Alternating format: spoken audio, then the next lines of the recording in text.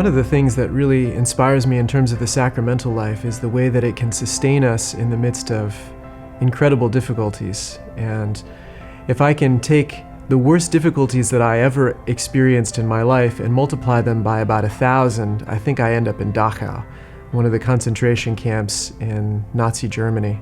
It's a very grim place, and there were horrible things that happened there, and yet at the center of it, the faith was very much alive. And in fact, the sacramental life was very much alive. There were close to 3,000 priests who were imprisoned in Dachau. It was a prison camp as opposed to Auschwitz, which was a work camp or even a death camp. And because it was a camp for political prisoners, the prisoners were allowed, they had a chapel and they were allowed to celebrate Mass. There was also one individual who was imprisoned as a deacon. His name was Karl Leissner.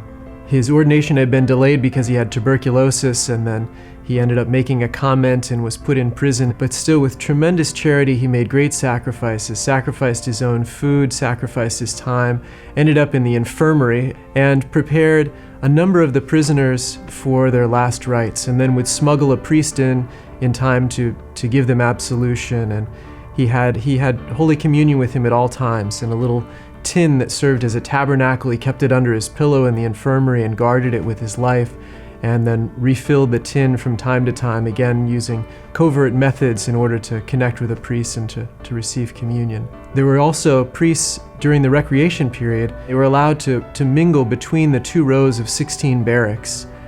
And that area, which was in the midst of really a living hell, became known as the Road of Grace, because the priests would line the edges of this road and hear confessions. And prisoners who surely had the most horrible thoughts, very understandably, were able to unload all of those in confession and to receive absolution and mercy, and to feel in a very tangible way that the Lord was present. And one thing we might never expect would take place in Dachau was the sacrament of holy orders. There had been a French bishop who was imprisoned, and the prisoners loved Karl Leissner so much, and they knew that all he really wanted in his whole life was to be a priest. And they began to work and make the preparations and everything in place. And Gaudete Sunday 1944, to the chant of Christ conquers, Christ reigns, Christ rules, Christus vincit, they processed in, and Karl Leissner was ordained a priest. He celebrated his first Mass and his last Mass and his only Mass. The sacramental life in the midst of this living hell was vibrantly alive, and it gave these prisoners so much courage and life to carry through in their struggles.